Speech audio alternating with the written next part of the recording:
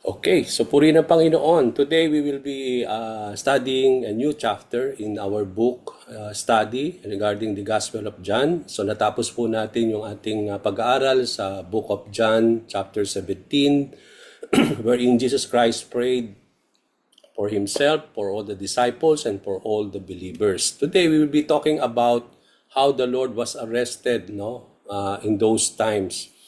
At ito po'y makikita natin sa John chapter 18 from verses 1 down to 14. Okay, so if you can open your Bible with you sa inyong mga gadget and let us read together. Let me start, verse 1. When he had finished praying, Jesus left with his disciples and crossed the Kidron Valley. On the other side there was a garden, and he and his disciples went into it. Now Judas, who betrayed him, knew the place, because Jesus had often met there with his disciples. So Judas came to the garden, guiding a detachment of soldiers and some officials from the chief priests and the Pharisees. They were carrying torches, lanterns, and weapons. Jesus, knowing that was going to happen to him, went out and asked them, "Who is it you want?" "Jesus of Nazareth," they replied. "I am he," Jesus said, and Judas, the traitor, was standing there with them. When Jesus said, "I am he," they drew back and fell to the ground. Again he asked them, "Who is it that you want?" "Jesus of Nazareth," they said. Jesus answered, "I told you that I am he. If you are looking for me, then let this man go." This happened so that the words he had spoken would be fulfilled. "I have not lost one of those you gave me." Then Simon Peter, who had a sword, drew it and struck the high priest's servant, cutting off his right ear. The servant's name was Malchus. Jesus commanded Peter, "Put your sword away. Shall I not drink the cup the Father has given me?" Then the detachment of soldiers with its commander and the Jewish officials arrested Jesus. They bound him and brought him first to Annas, who was the father-in-law of Caiaphas, the high priest that year. Caiaphas was the one who had advised the Jewish leaders that it would be good if one man died for the people. So purihin ang Panginoon sa kanyang mga salita sa umagang ito, sa pagbubulay-bulay natin ang kabutihan ng ating Panginoon Diyos, ang kabutihan ng ating Panginoong Jesucristo sa buhay ng bawat isa. Now, ito pong ating passage today, mga kapatid, sa John chapter 18, verses 1 to 14, ay makikita rin natin, and it was also recorded sa ibang mga gospel account. So ibig sabihin, makikita din natin itong topic natin, Jesus arrested, sa Matthew, sa Mark, at sa Luke. Now there is a parallel account na makikita natin sa Matthew 26 verses 47 to 56. Kaya kung itong John 18 verse 1 to 14 na pag-aaralan natin, makikita natin din yan sa Matthew 26, chapter 26, verses 47 to 56. Ganun din naman makikita natin sa Mark chapter 14, verses 43 to 50 at sa Luke chapter 22, verses 47 to 53. Now, isa sa mga principles na natutunan natin kapag tayo po'y gagawa ng inductive Bible study, okay, na kung kayo po ay nakapag-aral kung paano gagawa ng isang pag-aaral using inductive Bible study method, makikita natin dito na napaka-importante, mga kapatid, na kapag tayo nag-aaral ng isang passage in the Bible, alamin natin kung meron itong mga similar account na makikita na makakadagdag sa kaalaman natin at sa ating pag-aaral.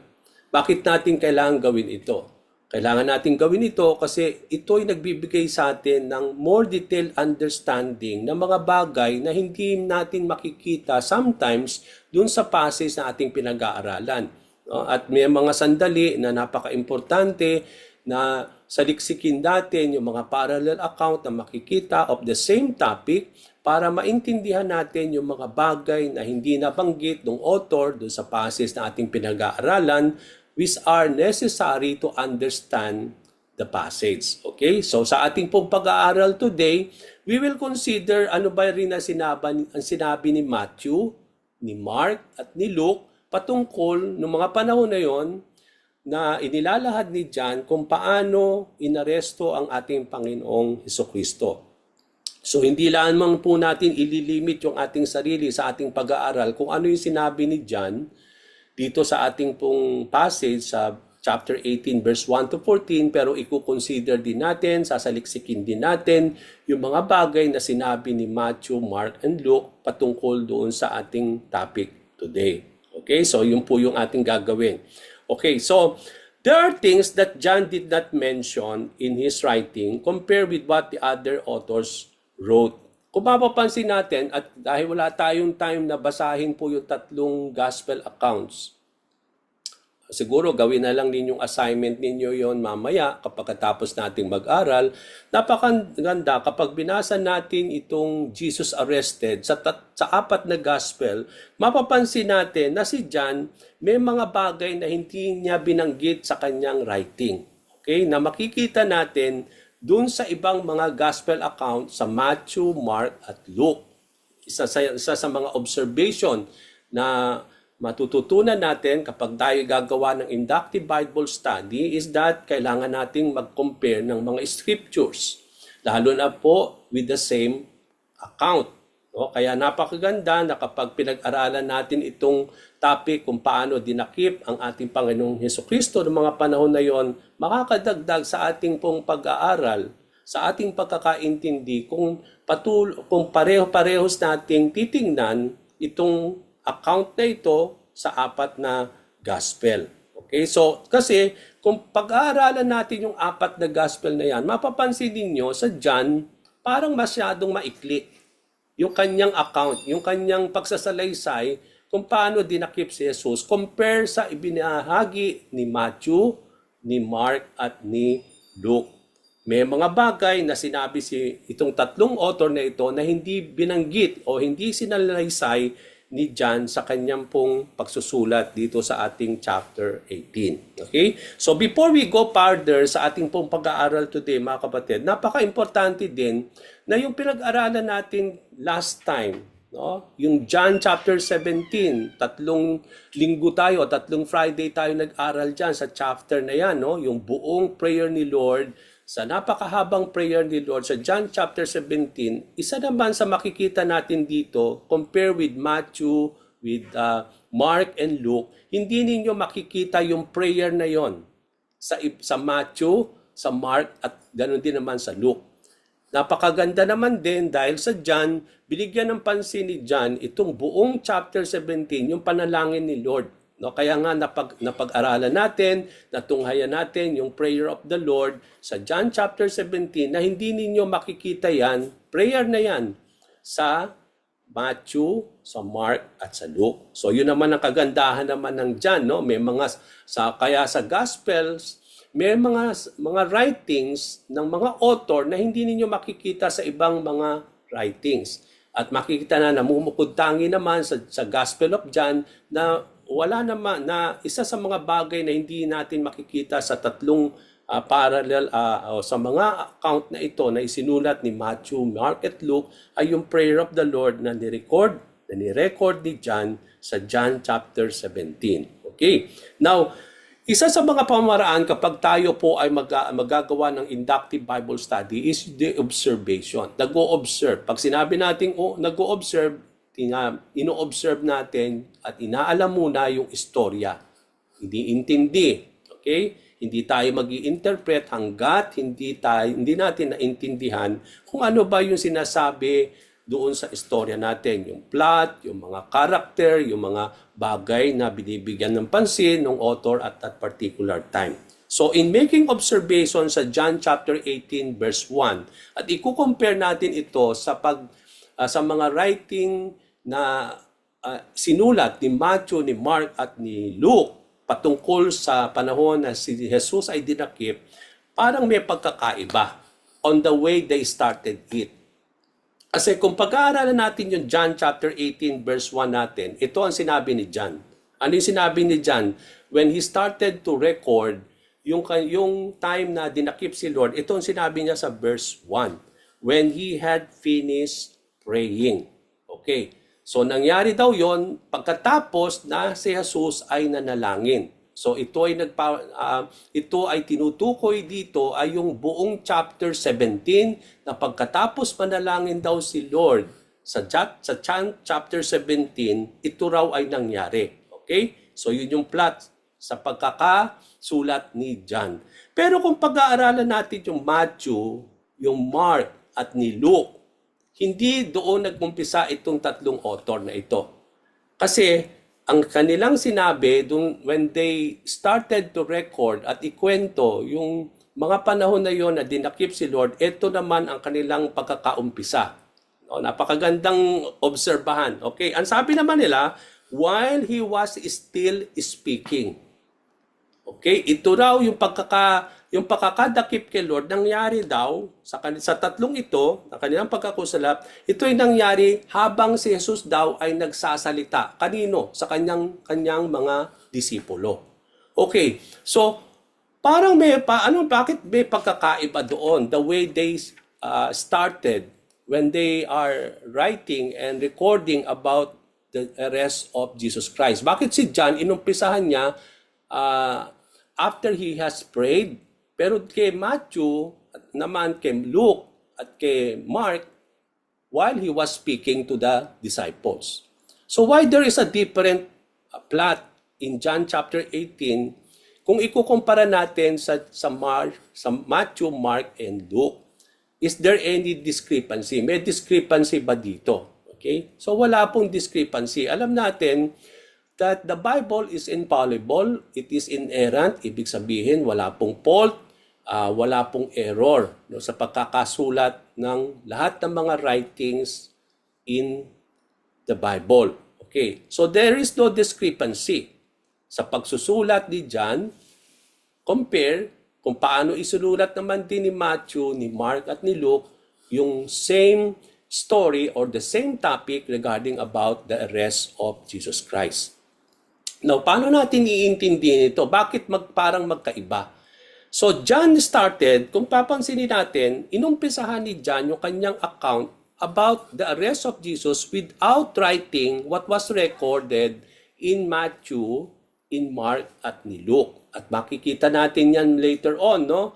Na marami po na hindi ko kwento or maraming mga bagay na hindi na-mention ni John na makikita natin sa Matthew, Mark, and Luke. Okay? So, John, kung titingnan natin, parang nag-skip si John at hindi niya minention yung mga bagay na makikita natin, especially in the Garden of Gethsemane, no? In the Mount of Olives. Wala tayong makikita dyan sa John chapter 18 kasi alam natin that Jesus Christ was arrested during the time when he was praying in the Garden of Gethsemane, when he was in the Mount of Olives. Pero kung titingnan natin yung buong John chapter 18, walang binanggit doon si John. Pero ang binanggit lang niya noon at that particular time is that Jesus Christ, after he prayed, he and his disciples went to Kidron Valley and then they crossed that valley and then they went to a garden opposite it. So binanggit lang ni John na nagpunta itong si Jesus at ang kanyang mga disipulo sa isang garden. Pero hindi din niya binanggit kung ano yung garden na yon. Okay, what is that garden? Opposite the Kidron Valley. Tapos immediately after that, sa pagkakasulat ni John, eto na kagad si Judas. Okay, hindi binanggit anong nangyari nung sila'y dumunta sa garden, pero ang binanggit lang ni John, pagkatapos na sila'y dumating doon sa garden na yon, immediately eto na si Judas kasama na yung mga soldiers. Okay, so parang merong kulang. Okay, may kulang doon. Kasi kung mapapansin natin dito, no, si Matthew, si Mark at Luke, sinulat niya on how Jesus Christ prayed on the Mount of Olives, particularly in the Garden of Gethsemane, which cannot be found in the Gospel of John. Okay? Makikita natin sa verse 1, sa John, no? Doon sa ating pag-aaral sa chapter 18, when he had finished praying, so after now, nung pagkatapos daw manalangin si Lord, at makikita natin yan, panalangin na yan throughout chapter 17, ang sabi doon, Jesus left with his disciples and crossed Kidron Valley. On the other side, there was a garden and he and his disciples went to it. Okay, so yun yung verse 1. And then verse 2, immediately makita natin, nandun na kagad si Judas parating na. O so walang pinakit si John anong detalye, anong nangyari before nung pag sila'y dumating, and also anong nangyari bago dumating si Judas Iscariot. So after Jesus prayed, recorded in John 17, he and his disciples crossed the Kidron Valley and went to the garden on the other side. So yun yung binanggit dito na plot ni John. Ngayon, kung titingnan natin yan at hindi natin sasaliksikin yung Matthew, yung Mark at Luke, kung kukuha tayo ng map nung mga panahon na yon, saan pa itong Kidron Valley at itong garden na tinutukoy na ito ni Jesus on the other side of it? Okay, so kung may map kayo, makanda siguro assignment ninyo yan, tingnan niyo sa mapa, asan ba yung Kidron Valley? Kung mapapansin natin, kung meron tayong map ngayon, ang Jerusalem ay nasa kaliwa at ang susunod, susunod nandun yung Kidron Valley at makikita natin after Kidron Valley, ito yung Mount of Olives. Okay, so yung Kidron Valley ay pagitan ng Jerusalem at Mount of Olives. So, kailangan ka mag-cross ng Kidron Valley papunta sa Mount of Olives. Kaya kung mapapansin natin, from Jerusalem, si Jesus ay nagpas sila sa Kidron Valley papunta dun sa Mount of Olives kung saan nandun yung garden na tinutukoy ni John.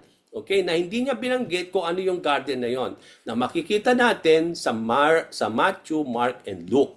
Okay, so yun lang ang nakita natin. So napapagitnaan ang Kidron Valley between Jerusalem and Mount of Olives. At yung Garden of Gethsemane ay makikita natin sa loob o sa area ng Mount of Olives. Okay, so in the Mount of Olives, there is a Garden of Gethsemane. Jesus and his disciples went into the Garden of Gethsemane after they crossed the Kidron Valley. So bakit ko nasabi na it is Garden of Gethsemane ang tinutukoy ni John na hindi naman niya binanggit? Kasi makikita natin yan dun sa Matthew, sa Mark at Luke nung kanilang pagkakasulat kung paano inarrest si Lord.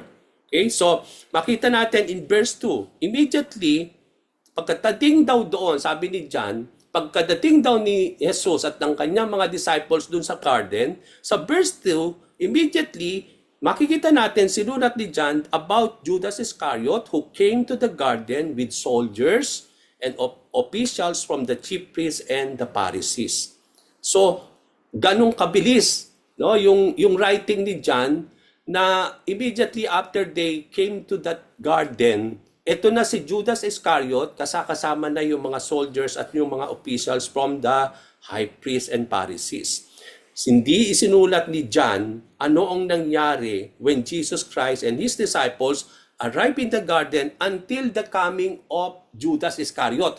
Ang daming nawala doon, no? Maraming mga nangyari doon na hindi nalaman o hindi isinulat ni John. Meron siyang purpose bakit hindi niya isinulat, na isinulat naman at dinitalye naman nila Matthew, nila Mark at ni Luke. Okay, kaya yun ang kagandahan, sinasabi ko nga sa inyo, kapag binabasa natin yung mga parallel accounts sa gospel, kasi dito natin makikita yung mga namimiss na hindi na isulat ng author, pero makikita naman natin sa ibang mga gospel account na isinulat ng ibang mga author. So, this means, between verse 1, okay, kung titingnan natin yung verse 1 natin sa chapter 18, and verse 2, yung between verse 1 and verse 2, there are a lot of things that had happened there, no, na hindi binanggit ni John, na hindi na-record ni John, na nasulat naman at na-record sa Gospel of Matthew, Mark, and Luke. So there are several things that happened before Jesus was arrested. After he came to the garden and then before na dumating si Judas Iscariot, marami pong nangyari doon. No? Makikita natin doon na na-record nila Matthew, na makikita natin doon sa sinabi kong mga passages. Makikita natin yan sa Matthew 26 verses 47 to 56, sa Mark chapter 14 verses 43 to 50, Luke chapter 22 verses 47 to 53. Okay, kung titingnan ninyo yan later on sa inyong pag-aaral sa sarili, para makita ninyo yung sinasabi ko, makikita ninyo ang daming nangyari doon na hindi po nabanggit ni John sa kanyang writings. But the things that had happened were written before that. This explains why Matthew, Mark, and Luke, they all started by writing while he was still speaking. Ito ang nagbibigay sa atin ngayon ng understanding bakit nag-umpisa si Matthew, si Mark at Luke while he was still speaking compare kay John naman that after he prayed. Okay? Kasi si John, inumpisahan niya yung account ng Jesus arrested when Jesus Christ, ang binigyan niyang pansin is when Jesus Christ prayed. And then after that, he went to that garden. So wala na siyang sinabi. And here comes Judas. Si Matthew naman, si Mark at ni Luke, iba ang pagkakasulat nila. Although hindi nila binanggit yung John chapter 17 wherein Jesus Christ prayed, no? But then ang binigyan nilang pansin dito ay yung mga nangyari sa Gethsemane, that when Judas came now in that garden, Jesus Christ was speaking to his disciples. Okay, yun naman ang binibigyan ni Matthew, Mark, and Luke.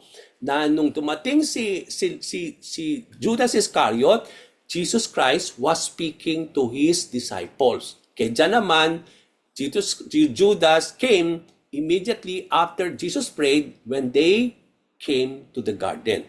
So that explains bakit magkaiba. Kasi in-skip na ni John yung mga iba't ibang mga nangyari doon, pero kay Mark, kay Matthew at Luke, dinitalya nila. So walang discrepancy. Okay? So may intention si John na hindi niya binanggit na lang yung mga nangyari sa Gethsemane, kung paano nagsasalita si Lord sa mga disciples in those times, pero binigyan lang niya ng pansin na si Jesus dumating sa garden na yon kasama ang kanyang mga disciples, and then immediately after that, ito na si Judas Iscariot. Okay, so may reason siya with it. Okay? So, yung makikita natin dito mga kapatid, na may mga nangyari, no? Even before Jesus Christ was arrested in those times. At ito'y makikita natin before itong mga passages na binanggit natin. Yung kaninang binanggit ko, yung Matthew 26:47 to 56, Mark 14 verses 43 to 50, tsaka yung Luke 22:47 to 53, ito yung account nitong tatlong author kung paano inaresto si Lord. Pero kung titingnan natin before that, no, sa unahan, kasi nag-o-observe po tayo, no? Nag-aaral tayo ng salita ng Panginoon. Kung titingnan natin yung mga kwinento ni Mark, ni Matthew at ni Luke, bago yung arrest of the Lord, marami tayong makikita doon. Kasi before that, marami silang binanggit wherein yung account kung anong nangyari in the Garden of Gethsemane. Na makikita natin sa Matthew 26 verses 36 to 46, Mark 14, 32 to 42, Luke 22 verses 40 to 46. Bago yung mga isinulat nung si Jesus ay naaresto. Okay? So, itong tatlong author na ito, si Mark, si Matthew at si Luke, kwinento rin nila talagang na mga detalye ano yung mga nangyari sa Garden of Gethsemane na hindi binigyan ng pansin ni John sa kanyang writing before Jesus Christ was arrested. So what was Jesus speaking to the disciples? Bakit ano yung nung dumating si Judas Iscariot, sinabi ni Matthew, ni Luke at ni Mark, si Jesus ay may sinasabi sa kanyang mga disciples. He was speaking to his disciples when Judas Iscariot came. Okay? So ang tanong natin, ano yung sinasabi ni Jesus sa kanyang mga disipulo? Makikita natin yan sa Matthew 26 verse 47, Mark 14:43 at Luke 22 verse 47. Anong sinabi doon? Then he returned to the disciples and said to them, "Are you still sleeping and resting? Look, the hour has come and the Son of Man is delivered into the hands of sinners. Rise, let us go. Here comes my betrayer." So, while he was speaking this, as Matthew, Mark, Luke, and wrote, here comes Judas. So, yung pala yung sinasabi dito, kaya nung binanggit dito na when Jesus Christ was speaking to the disciples, here comes now Judas coming. At ano yung sinasabi niya? Ito yung sinabi nga niya, na natagpuan niya itong sila Peter, si James and John natutulog. Okay? They are still sleeping and resting. Pero ito na yung oras, sabi niya, here comes the hour and the Son of Man will be delivered into the hands of the sinners. Rise! Tumayo kayo, let us go. Here comes my betrayer. So ginigising nila si Jesus, kinakausap niya itong tatlong disipulo niya na ito who went with him when he prayed in the Garden of Gethsemane, but they are still sleeping, and then he's telling to them, gumising na kayo, no? Here comes my betrayer. So, yung mga panayon, nung pagkasabi na yun ni Lord, after he said that, ang sabi po doon sa Mark, Matthew, and Luke, here comes now Judas Iscariot with the soldiers and with the officials. So kung mapansin natin dito, no, ang daming na-miss ni John na hindi niya isinulat. Alam natin mga kapatid na hindi niya inumit yon accidentally, pero meron siyang reason bakit hindi niya binigyan ng pansin yun. Okay? So while Jesus Christ was speaking, no, to his disciples, that's the time that Judas Iscariot came with all these soldiers and officials. So between John chapter 18 verse 1 and John chapter 18 verse 2, no? Ang daming nangyari doon sa in between that two verses sa John chapter 18. There are other things happen that were recorded dito nga sa Matthew, Mark at Luke. So what had happened between verse 1 and 2? So magandang alamin dahil hindi isinulat ni John sa kanyang writing yung nangyari between verse 1 and verse 2 kasi ang sinulat niya, dumating lang si Jesus sa Garden of Gethsemane and then here comes Judas Iscariot. Anong nangyari between verse 1 and 2 nung John chapter 18? Okay? Let's see now what had happened. Can someone read kung meron pong gusto magbasa ng Matthew 26 verses 36 to 46. Can I ask some of you to read Matthew 26 verses 36 to 46? Ito yung mga nangyari between verse 1 and verse 2 of John chapter 18. At maganda pag-aralan natin. Can I ask someone, can someone read this? Matthew 26 verses 36 to 46. Sino pong gusto magbasa? Pastor. Sige, Sister Seni. Okay po. Matthew 26, 47 to 36 to 46. Oh, 36 to 46 po. Matthew 36. No, Matthew 26. Matthew chapter 26 verses 36 to 46. 36 to 46. Okay po, 46. Okay po.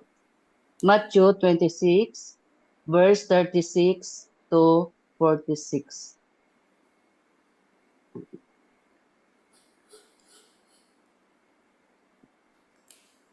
Gethsemane. Then Jesus went with his disciples to a place called Gethsemane, and he said to them, "Sit here while I go over there and pray." 37. He took Peter and the two sons of Zebedee along with him, and he began to be sorrowful and troubled. 38. Then he said to them, "My soul is overwhelmed with sorrow to the point of death.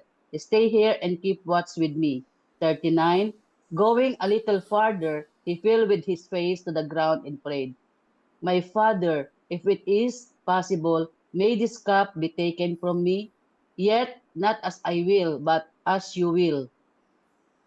40. Then he returned to his disciples and found them sleeping. "Couldn't you men keep watch with me for 1 hour?" he asked Peter. 41. Watch and pray so that you will not fall into temptation. The spirit is willing, but the flesh is weak. 42. He went away a second time and prayed, "My Father, if it is possible for this cup to be taken away unless I drink it, may your will be done." 43. When he came back, he again found them sleeping because their eyes were heavy. So he left them and went away once more and prayed the third time, saying the same thing. Then he returned to the disciples and said to them, "Are you still sleeping and resting? Look, the hour has come and the Son of Man is delivered into the hands of sinners. Rise, rise, let us go. Here comes my betrayer." This is the gospel of the Lord. Okay, thank you, Sister Seni, for reading that. Welcome. Okay, and then immediately after that, sa verse 47, while he was still speaking that, no, yung sinabi niya sa verse 46, doon na dumating si Judas Iscariot. Okay, so kung mapapansin natin doon sa binasa ni Sister Seni, no, ito yung nangyari between verse 1 and verse 2 nung John chapter 18 na na-miss natin, na hindi natin nakita when Judas Iscariot came, immediately when Jesus Christ came to the Garden of Gethsemane. Kaya kung mapansin natin, ito yung kahalagahan nga na masasabi natin na maganda yung sinasaliksik natin yung ibang parallel account kasi sometimes ito'y makakadagdag sa ating understanding ng ating pinag-aaralan. Now, in the passage we learn na sabi nga natin, Jesus and His disciples, pumunta siya sa Garden of Gethsemane. At doon sa istorya ni Matthew, ni Mark, at ni Luke, no, nung dumating sila doon sa Garden of Gethsemane, pinaupo niya yung ibang mga disciples at sinama niya si Peter, James, and John to be with him further in the garden while he will be praying. Okay, so doon sa John chapter 18 natin, di ba, dumating sila sa garden. Okay? Tapos, kung titingnan natin yung nangyari sa Matthew, Mark, and Luke, nung dumating daw sila doon, sabi ni Matthew, ni Mark, at ni Luke, sinabihan niya yung kanyang mga disciples, okay, sit here, and then I will be further praying. Okay? He went further, and he prayed.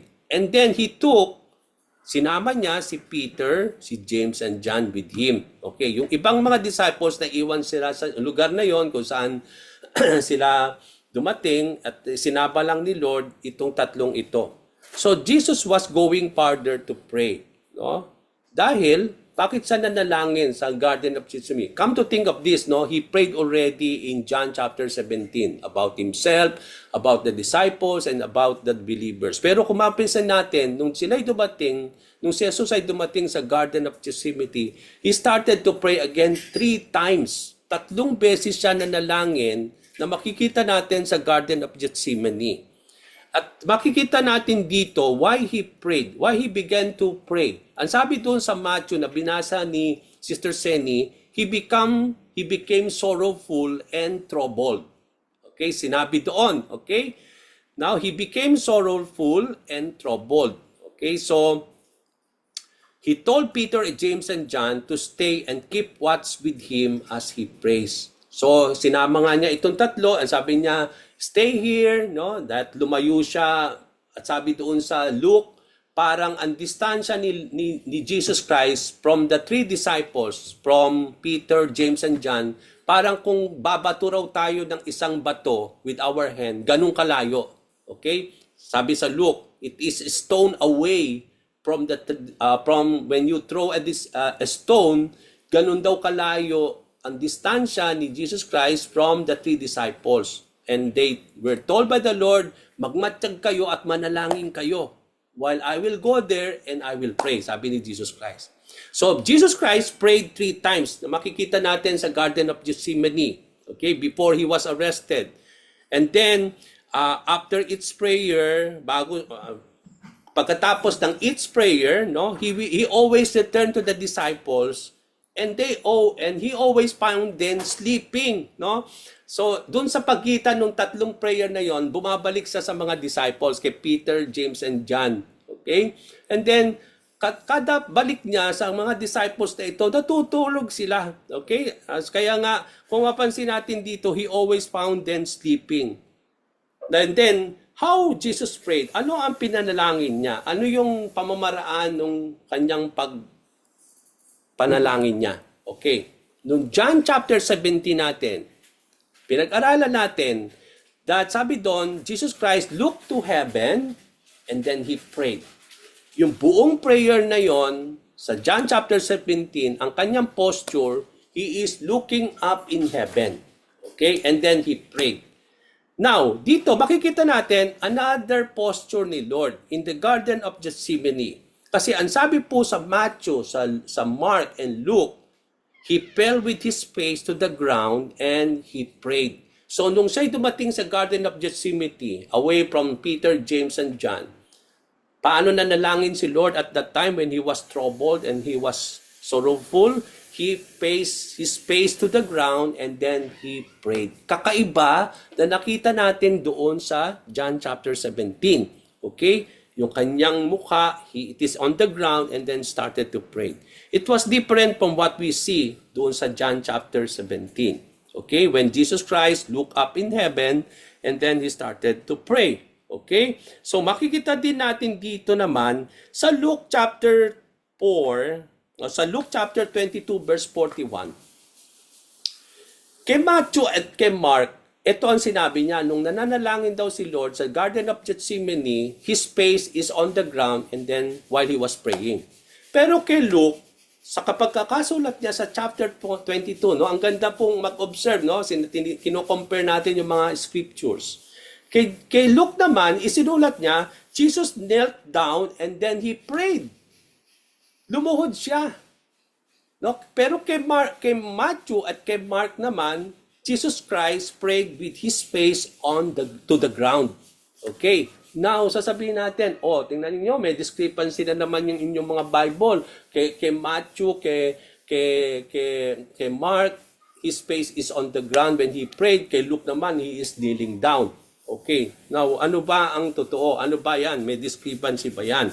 Okay. So, we believe that there is no discrepancy at all. Okay? Alam natin yon.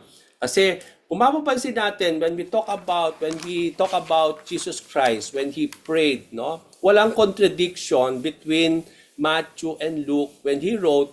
It explains that when Jesus prayed 3 times, kanto ting 3 beses siya nanalangin on the Garden of Gethsemane.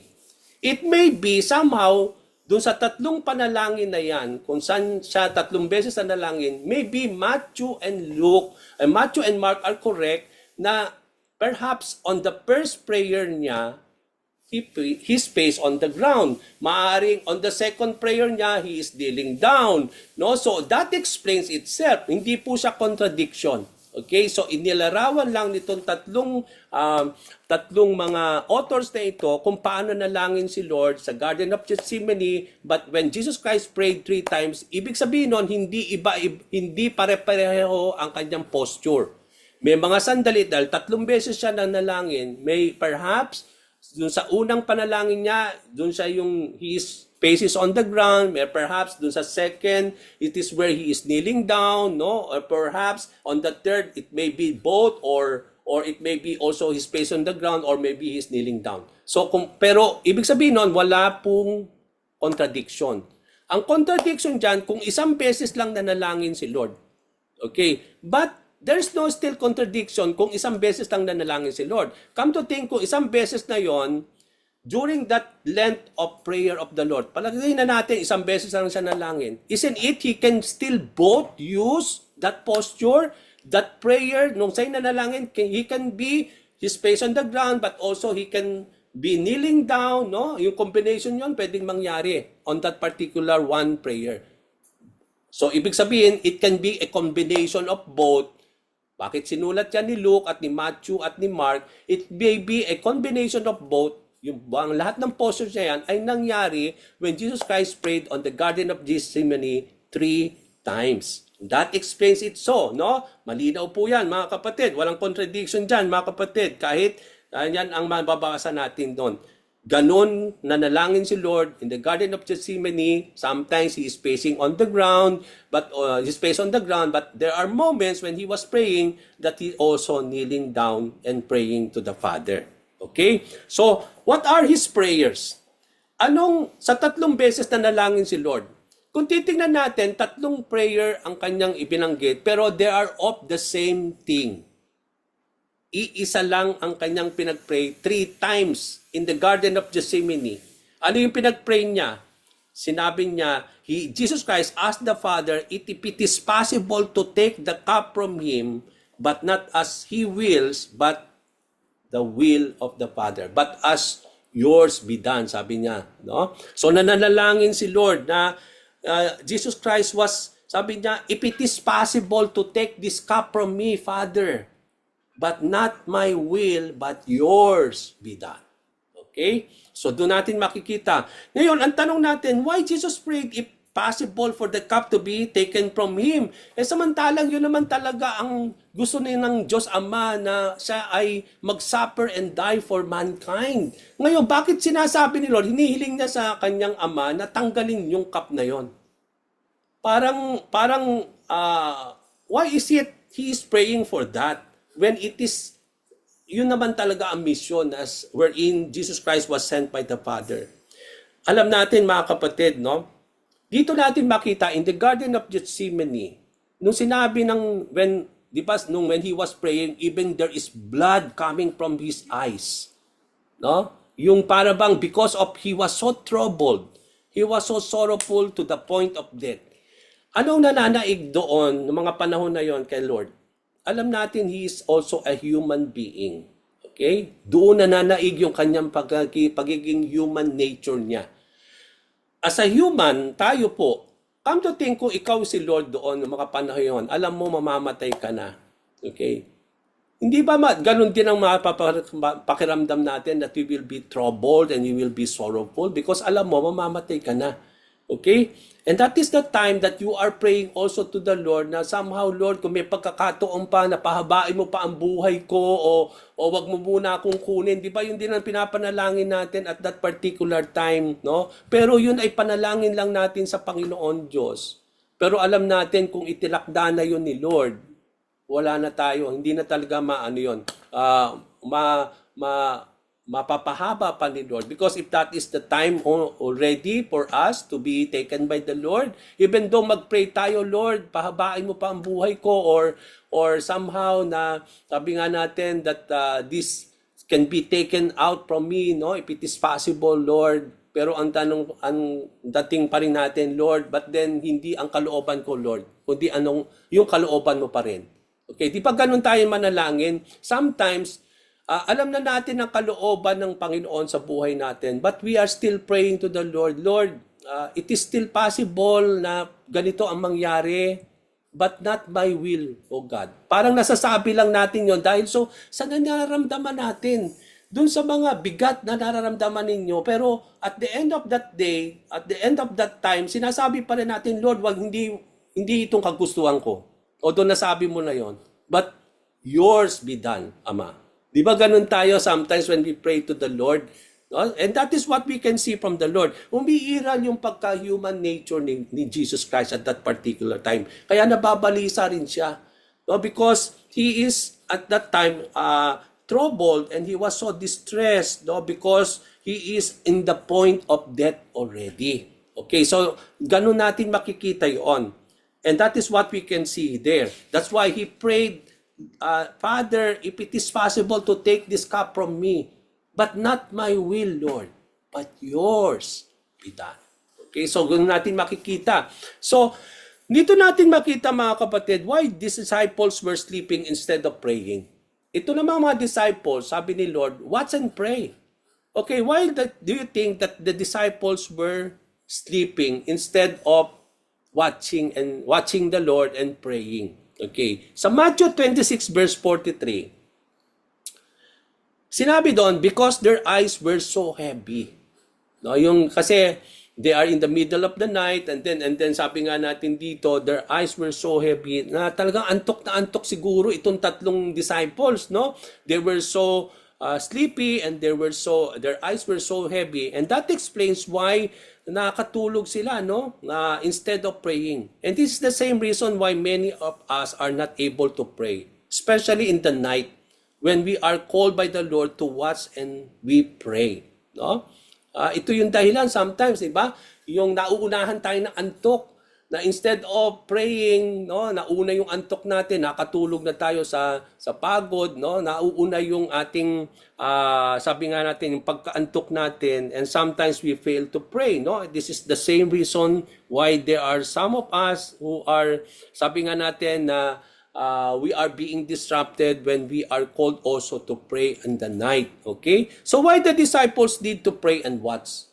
Bakit napaka-importante na tayo po, hindi lang sinabihan sila ni Lord at that particular time for them to watch and pray. But isn't it is the same Paul was saying to the believers sa kanyang mga writings that we were called also by the Apostle Paul to always watch and pray. Okay? Hindi lang yon na sinabi ni Lord sa kanyang mga disciples at that particular time, but I believe it is the same thing that the Lord is telling to all of us, hindi lang sa isang particular time ng ating buhay, but always. We need always to watch and pray every moment of our lives. Why? Kasi ang sabi po ni Lord sa verse 41 of chapter 28, watch and pray so that you will not fall into temptation. The spirit is willing, but the flesh is weak. Come to think of this, mga kapatid, every moment of your life, you are being tempted. Bawat minuto ng buhay natin, hindi tumitigil ang kalaban natin. Tinetempt niya tayo. Okay? Natetempt tayo.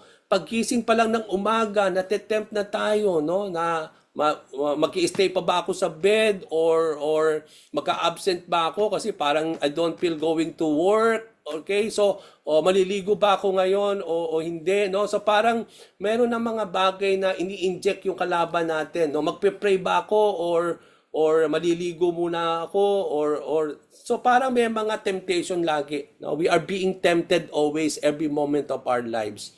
And that temptation will cause us to do something against a person, against our family, against God and everything. So yung temptation is not hindi ito para pong it is not already a sin, no? But when you yield to that temptation, that becomes sin. Kaya nga napaka-importante dahil natetempt tayo lagi sa ating buhay. That's the time that we need to be watchful and pray because that's the time that kapag tayo natetempt, ang ating pong response when we are being tempted, we always pray. Okay? It is through prayer that we overcome temptation. Why? It's because although the Spirit is willing, even the Holy Spirit is willing in us, even though our spirit is willing, but our flesh is so weak. Yung ating sinful flesh is so weak. And that explains sometimes kung bakit na-overcome nung flesh yung spirit. Kasi nananaig, no? Hinahayaan nating manaig yung ating flesh over the spirit. Okay, kaya that explains, no? And that explains bakit tayo nagkakasala, no? And that is why we need always to be watchful and prayerful. In verse 2, ang sabi doon sa ating pong chapter 18, now Judas who betrayed him knew the place because Jesus had often met there with his disciples. So ito palang Garden of Gethsemane in the Mount of Olives was a place that Jesus often meet his disciples. Hindi lang iisang beses, kundi maraming beses daw na minimit ni Lord ang kanyang mga disciples dito sa Garden of Gethsemane in the Mount of Olives. So ito rin pala ay parang meeting place lagi ni Jesus Christ at ng kanyang mga disciples. Kaya nung mga particular time, it is at that time that he went there with his disciples at alam ni Judas kung saan hahanapin si Lord. Kasi alam niya yung lugar, kasi laging minimit sila ni Lord, including Judas Iscariot, dito sa Garden of Gethsemane. Kaya ang sabi doon sa passage natin, Judas knew the place. No? Alam niya yung lugar at sigurado din siya nung kasama niya yung mga soldiers at mga officials, doon nila matatagpuan si Lord. Kasi maraming beses na doon sila minimit ni Lord doon sa Garden of Gethsemane. Okay? So since Judas knew the place and often meet them by the Lord, he was so sure siya na doon niya matatagpuan itong si Jesus for him to be arrested. Okay, verse 3. Ang sabi doon, so Judas came to the garden, guiding a detachment of soldiers and some officials from the chief priests and the Pharisees. They were carrying torches, lanterns, and weapons. So it was Judas who guided and led the soldiers. Siya ang nanguna, siya yung nag-guide, okay? Doon sa mga soldiers at sa mga opisyal para si Jesus ay dakpin at that particular time. Dito natin makikita kung paano binitray ni Judas Iscariot with a kiss ang ating Panginoon. Yung kiss na yon ay yung sign, yun yung signal wherein na palatandaan kung na sino yung hahalikan ni Judas, ito si Jesus. Dahil hindi naman kakilala ng mga soldiers kung sino. Kaya nga nagtatanong, no, who are you looking for? Sabi nga ni Jesus Christ, we are looking to Jesus, no, of Nazareth. Kasi hindi nila alam kung sino si Jesus. At ang palatandaan na ibinigay ni Judas Iscariot, kung sino si Jesus ay yung betrayal of the kiss, kung sino yung kanyang halikan at that particular moment. So Judas made a sign with them that who he was kissing was the man to be arrested. So yung tao na kanyang hahalikan ay yun si Jesus na kanilang dadakipin. Now, napakandang pag-aralan mga kapatid na sinabi doon that Judas came with the detachment of soldiers and some officials from the chief priests and Pharisees. Kung pag-aaralan natin, no, yung detachments of soldiers in the time of the Lord, in the Roman Empire, pag sinabi nating detachment of soldier, ang pagkakaintindi nila dito, no, in reality, sabi nila, yung dumating na kasama ni Judas Iscariot is almost around 600 men. Combination of soldiers and officials from the high priest. Okay? Ang sinasabi nila, ang isang detachment daw sa sa Roman army, pag sinabi nating detachment, it is almost 450 soldiers. Yung isang detachment.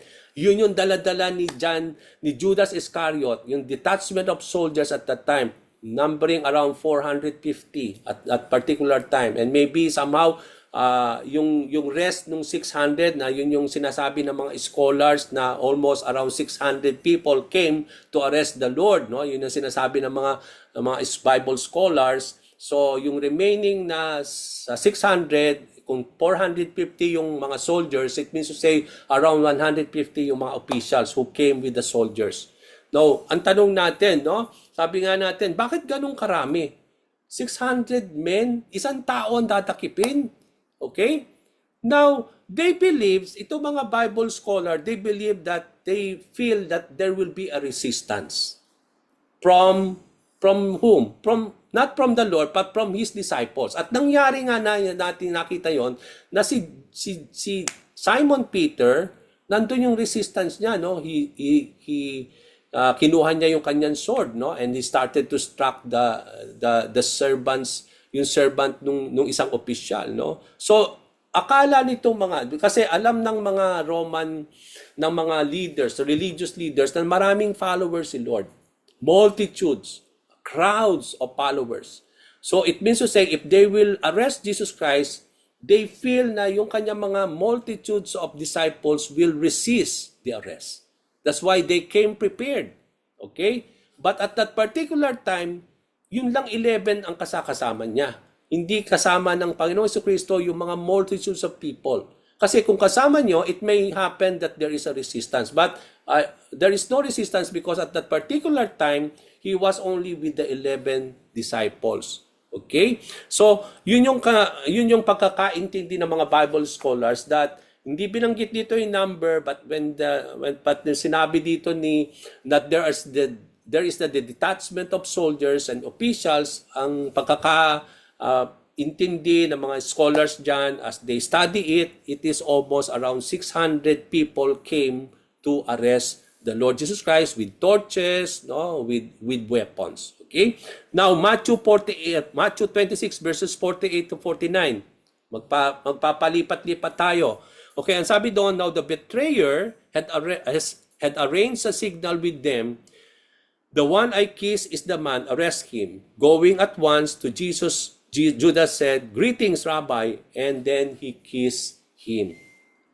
Okay? So, ito yung palatandaan na talagang, sabi nga, ito yung palatandaan that Judas betrayed the Lord with the kiss. At yun yung signal for him to be arrested by the people. At napakaganda nung pagkakasabi ni Judas, no? Na sabi niya, "Greetings, Rabbi," and then he kissed the Lord Jesus Christ. So verses 4 and 6 ng ating John chapter 18. Jesus, knowing all that he was going to happen to him, went out and asked him, "Who is it that you want?" "Jesus of Nazareth," they replied. "I am he," Jesus said. When Jesus said, "I am he," they drew back and fell to the ground. Ito yung sinusulat ni John, no? Nung itong makikita natin dito, no? Itong verse ng verses 4 and 4 to 6 ng John chapter 18, ito ay nangyari before the betrayal of the kiss. Kasi, tingnan nyo po, kung itong verses 4 and 6, nung sinabi ni Lord sa mga taong dumarating, na who do you think, whom do you want, who is it that you want, and then they said, Jesus of Nazareth, and then he said, I am he, no? Kung ito'y nangyari after the betrayal of the kiss, so parang nonsense. Nandun na yung signal na ito'y nagpapatuloy na si Jesus nga yung hinalikan. So, dadakipin na siya. So, itong verses 4 and 6 ng John 15 ay nangyari before the betrayal of the kiss. Nung paparating na yung mga soldiers with Judas Iscariot, tinanong ni Lord itong mga taong ito, who is it that you want? Before the kiss of Judas. Okay, so that explain bakit nonsense na. Ba't nagtatanong pa si Lord, nandun na yung betrayal of the kiss. Alam na nung mga ano. So, it explains na ito'y nangyari bago yung betrayal of kiss. Bago hinalikan ni Judas si Lord, nangyari po yung account na ito, verses 4 and 6, na nagtatanong si Lord, sinong yung hinahanap ninyo, at sinabi nila, we are Jesus of Nazareth, and then nasabi ni Lord, I am he. Now, napakaganda po yung verse, yung nangyari. Nung sinabi ni Lord, I am he, as what John wrote, anong nangyari dun sa mga tao? They drew back and then they fell to the ground. Okay? There is somehow nangyari doon. Nung sinabi ni Lord, I am he, nagbagsakan lahat yung mga tao. They fell to the ground. All of them, they fell to the ground. No, hindi yun, ayaw nating maligtas yun sa atin. No? Hindi yun dapat maligtaan. Kasi may nangyari doon. This, sabi nga natin doon, no, na it is good to highlight, no, makita natin dito that there is something that had happened at that particular time when all of these people who came to arrest the Lord Jesus Christ, they drew back and then they fell. All of them, they fell to the ground. Okay? So, makikita natin dito, no, mga kapatid, na why did they fall to the ground? Bakit sila nagbagsakan lahat? Na parang na-slain silang lahat, no? Yung, di ba, pag nakakita tayo ng pag nililehans na i-slain, no?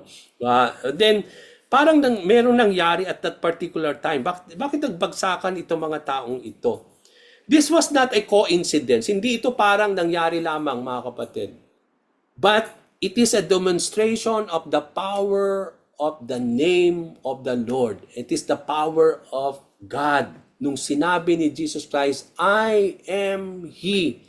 Na parang sinasabi niya. Then, in the book of John, mga kapatid, John established o binibigyan niya ng kahalagahan yung name of the Lord that I am who I am. In the book of Exodus, when Moses asked the Lord, what is your name that I will be telling the people? Di ba sabi ni God, tell them that I am who I am, called you and sent you. So anong pangalan ni Lord? Yun nga, yung Yahweh. Okay, in Hebrew, Yahweh. And in English, that is, I am who I am. Here comes Jesus Christ. John is always repairing that name in the Lord. Di ba? Yung I am the life and the resurrection, I am the living bread. Jesus Christ is claiming that He is the great I am. Okay, there is a power in that name I am. So when these people heard that name I am, that is a demonstration of that power that made those people to fall, to fell on the ground. Okay, so merong demonstration of the power that had happened at that particular time. And that explains why all of them fell to the ground. So Jesus has all the power to being the great I am, yet He did not use it to resist the people arresting Him, but He fully submitted Himself to be arrested. Come to think of this, no? Nung sinabi niya, I am He, claiming that He is the one whom they are trying to find. And then he used the name I am there. When he referring himself to that, there is a demonstration of the power of God.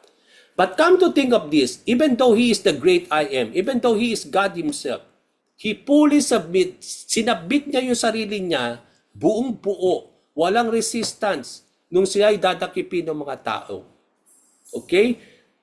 Kasi kung gusto ng Panginoon na magkaroon ng resistance, hindi siya magre-rely sa kanyang mga disciples. He can call legions of angels in heaven to protect him and to defeat these 600 people.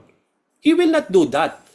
Because that is the main purpose why he will suffer and die. He can do that to resist the arrest. The arrest, hindi niya kailangan si Peter, hindi niya kailangan yung may magtanggol sa kanya. If he is God, if he is the great I am, he can simply call heaven and ask legions of angels to protect and to resist the arrest. Pwedeng gawin ni Lord yan. Kung nagbagsakan nga itong mga tao to, but just simply proclaiming His name, gaano pa kung papairalin ni Lord yung power niya, having that authority, that He is the commander of the heavenly host, and He can ask the legions of angels, to come, and protect him. Pero hindi niya gagawin yon because he fully, dito tayo makikita natin, even though he's God, he fully submitted himself nung siya'y dadakipin. Kasi nararapat yon para ma-fulfill yung prophecy. Nararapat yon para mangyari yung mission. At yun ay part na itinakda na mangyayari sa ating Panginoon. Verse 8 and 9, I told you that I am He. If you are looking for me, then let this man go. This happened so that the words He had spoken would be fulfilled. I have not lost one of those you gave me.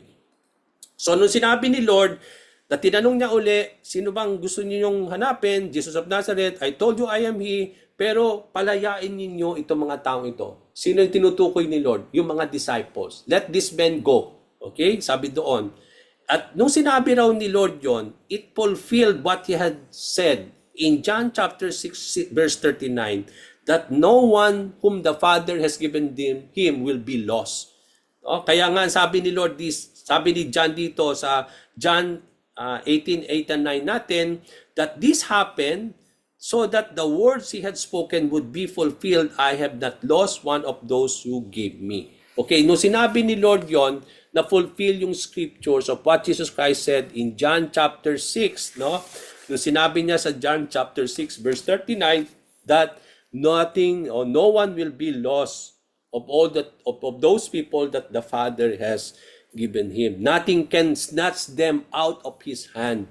Okay, so Jesus willingly gave Himself to be arrested, but He asked to let His disciples go.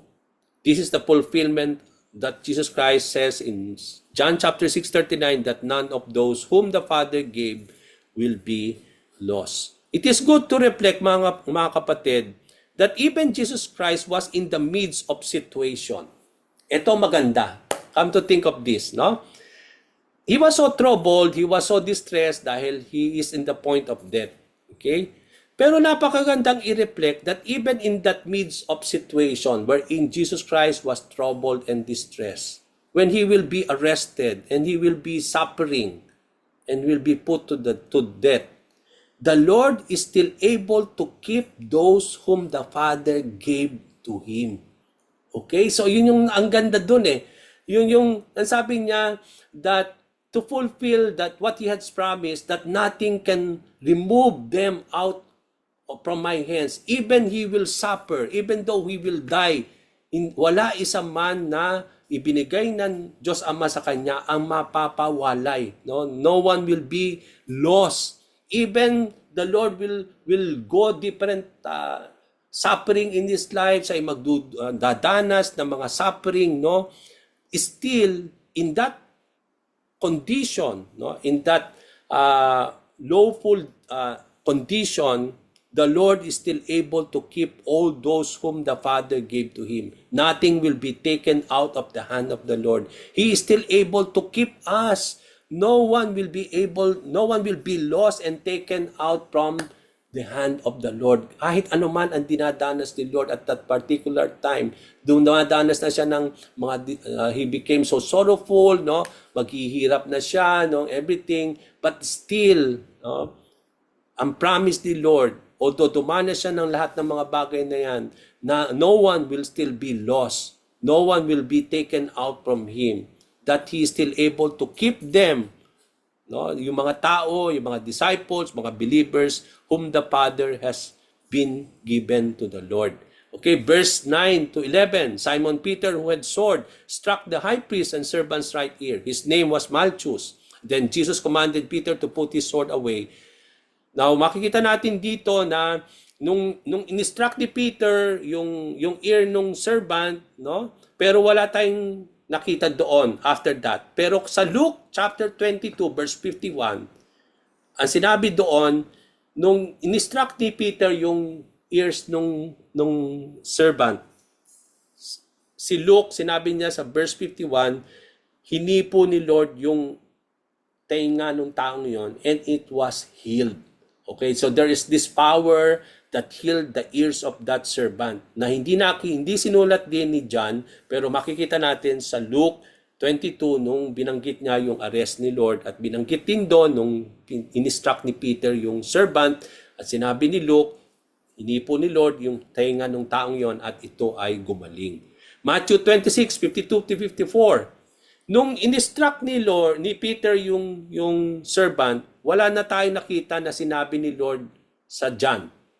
Pero sa Matthew 26:52-54, nung in-instruct ni Peter yung servant, sinabi ni Lord kay Peter, put your sword back in its place.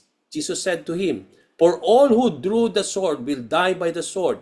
Do you think I cannot call on my Father and He will at once put at my disposal more than 12 legions of angels? Come to think of what Jesus Christ was trying to say here. But how then would the scriptures be fulfilled that say it must happen in this way? So ang sinasabi ni Lord kay Peter, alisin mo yung sword mo, no? Ang makikita niya, sinabi niya dito, for all who live by the sword, or for all who draw the sword will die by the sword. Do you think I cannot call my Father and He will at once put at my disposal 12 legions of angels? Yun nga yung sinasabi ko dito, no? Kung kailangan na i-resist yung pagdakip ni Lord, hindi magre-rely si Lord kay Peter at sa kanyang mga disciples. He can do that by asking the Father at His disposal to call for 12 legions of angels. He can do that to protect him and for him not to be arrested. Pero hindi yun gagawin ni Lord. Hindi yan mangyayari kasi hindi mapupulfill yung mission niya for him to suffer and die. Kaya sinabi ni Lord, but how then would the scriptures be fulfilled kung gagawin ko yun? That say it must happen in this way. Hindi dapat ganito mangyari. Isa sa makikita natin dito na sinabi ni Lord na sa ating buhay, alam natin, ito so parang principle natin, ang namumuhay daw sa patalim ay mamamatay sa patalim. Okay, di ba sa ating life, no? That is something na makikita natin sa tao na pinanghawakan nila. So when you live by the sword, you will die by the sword. Okay, and that is something na nakikita natin na isa sa mga principles na makita natin sa buhay ng mga tao na laging sinasabi yan, bukang bibig ng mga tao. No, hindi iyon parang gawang-gawang tao, pero it is biblical because that is what Jesus Christ said to Peter on that particular time. Okay? So, He will not ask 12 legions of angels to protect him and to resist the rest because this is not part of the scriptures. Kaya nga, that explains why He fully submitted Himself to those people who are arresting Him. Sa pagtatapos natin, Jesus said the arrest must happen the way it was happening at that moment. Verses 12 to 14, as I end. Then the soldiers and officials arrested Jesus. They tied Jesus Christ at doon natin makita na siya'y dinala una muna kay Anas, who was the father-in-law of Caiaphas, who was the high priest. So, idinala muna siya kay Anas, and then after that, he was brought to Caiaphas. It was good to highlight verse 14. Caiaphas, ang sabi po doon ni John, ito yung tinapos na yon, sa verse 14 na sinabi ni John, Caiaphas was the one who had advised the Jewish leaders that it would be good if one man died for the people. So anong makikita natin dito? In this verse, somehow, Caiaphas was prophesying already of the truth that Jesus will die for all people. Kasi siya yung may idea noon na siya yung nag-advise sa mga Jewish leaders that it would be good if one man, and that is Jesus Christ, will die for the people. And he is prophesying what will happen. So parang ginamit siya ni Lord to prophesy what will happen, that indeed Jesus Christ will die for all the people. So God had used Caiaphas in advising the Jewish believers for Jesus to die to fulfill yung mission niya wherein Christ was sent by the Father and He will be dying for all mankind and for all people. And from here I end, and then I return this back to Sister Brenda. Gusto, tanggalin mo yung headset.